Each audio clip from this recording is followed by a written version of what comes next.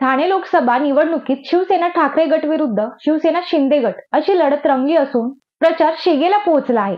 बुधवारी ठाण्यात महायुतीच्या वतीनं काढण्यात आलेल्या प्रचार फेरी दरम्यान शिंदे गटाचे उमेदवार नरेश म्हस्के यांनी चक्क ठाकरे गटाच्या ताब्यात असलेल्या चंदनवाडी शाखेत जात छत्रपती शिवाजी महाराजांच्या पुतळ्याला पुष्पहार अर्पण करून प्रचार केला आहे.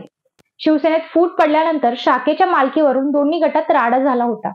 तरीही धर्मवीर आनंद दिघे यांच्या काळातील चंदनवाडीची शाखा आजही ठाकरे गटाकडे असताना येथे नरेश म्हस्के यांचं जोरदार स्वागत करण्यात आलं आहे. विशेष म्हणजे यावेळी शाखेत ठाकरे गटाचा एकही कार्यकर्ता उपस्थित नव्हता. शिवसेनेत मोठी फूट पडल्यानंतर शिवसेना ठाकरे गट विरुद्ध शिवसेना शिंदे गट यांच्यात लहान मोठ्या कारणांवरून ठिंग्या उडाल्या. शिवसेना शाखा ताब्यात घेण्यावरूनही अनेकदा वाद निर्माण झाले. यातील ठाण्यातील चंदनवाडी येथील शिवसेना शाखा आजही ठाकरे गटाच्या ताब्यात आहे. ठाणे लोकसभेत म्हस्के यांच्या विरोधात ठाकरे गटाचे नेते राजन विचारे उमेदवार आहेत. या शाखेतून राजन विचारे यांचा प्रचार केला जात आहे.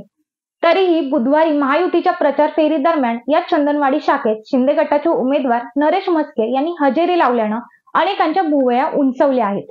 नरेश म्हस्के यांनी शाखेत प्रवेश केल्यानंतर छत्रपती शिवाजी महाराजांच्या पुतळ्याला पुष्पहार अर्पण करून उपस्थित शिवसैनिकांशी संवाद साधल्यानं राजकीय वर्तुळात चर्चेचं पेव फुटलंय.